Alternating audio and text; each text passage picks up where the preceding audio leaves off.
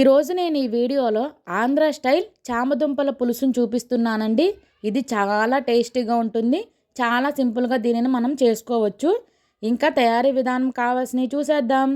అందరికీ నమస్తే, welcome back to my channel. నేను మీ నాగలక్ష్మి. దీనికి కావాల్సినవి ఇక్కడ నేను 1/2 కేజీ చామదుంపలను తీసుకున్నాను. అనే 2 మీడియం సైజ్ ఆనియన్స్, 2 పచ్చిమిర్చి, 1 రెబ్బ కరివేపాకు తీసుకోవాలి.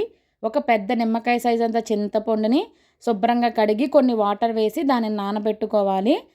ఇక్కడ నేను చామదుంపల్ని శుభ్రంగా కడిగి కుక్కర్లో వేసి తగినన్ని వాటర్ వేసి ఒక 3 విజిల్స్ రాణిస్తున్నాను.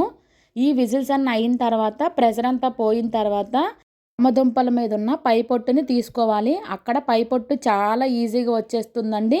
ఇలా తీసుకొని మనం దీనిని పక్కన పెట్టుకోవాలి.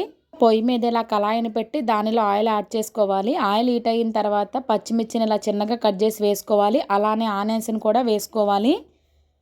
ఇంక ఇందులో రుచికి సరిపడినంత సాల్ట్, చిటికెడు పసుపు వేసుకొని చక్కగా కలుపుకోవాలి. ఇది మొత్తం కలిసేటట్టు.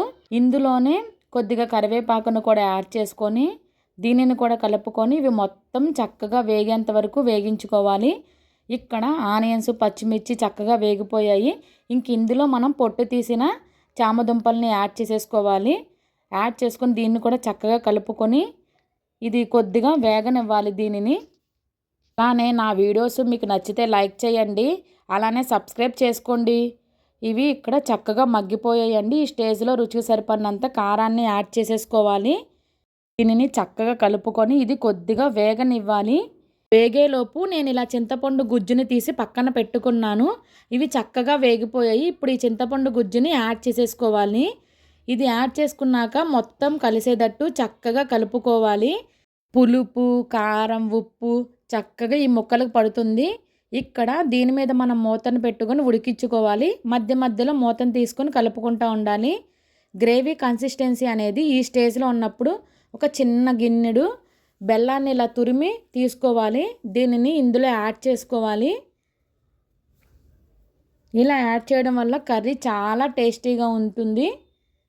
ఇక్కడ ఇలా యాడ్ చేసుకొని దీనిని కలుపుకోవాలి. ఇంకా గ్రేవీ అనేది ఇంకొంచెం దగ్గరగా అవ్వాలి. ఇంక ఇది ఇలా ఉడుకుతూ ఉంటుంది. ఒక్కసారి సాల్ట్, కారం సరిపోయిందో లేదో చెక్ చేసుకోవాలి. నేను తీసుకున్న ఈ 1/2 కేజీ చామదుంపలకి పెద్ద సైజు నిమ్మకాయ అంత చింతపండు సరిపోతుంది. ఒకవేళ మీరు కొంచెం పులుపు ఎక్కువ తింటే ఇంకొంచెం ఎక్కువ యాడ్ చేసుకోండి. ఒకవేళ తక్కువైతే కొంచెం తగ్గించుకోండి. ఇంకా గ్రేవీ కన్సిస్టెన్సీ అనేది కూడా దగ్గరగా అయిపోతుంది. ఇంకా ఈ స్టేజ్లో ఉన్నప్పుడు మనం స్టవ్ ఆఫ్ చేసేసుకోవాలి.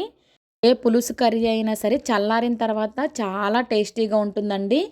అంతే అండి, టేస్టీ చామదుంపల పులుసు రెసిపీ రెడీ. ఈ వీడియో మీకు నచ్చితే ఒక లైక్ చేయండి. మీ ఫ్రెండ్స్ అండ్ ఫ్యామిలీకి షేర్ చేయండి. ఈ వీడియో మీకు ఎలా అనిపించిందో కామెంట్ చేయండి. ఇలాంటి టేస్టీ అండ్ సింపుల్ రెసిపీస్ కోసం నా ఛానల్ని ఇప్పుడే సబ్స్క్రైబ్ చేసుకోండి. Thanks for watching. Bye bye.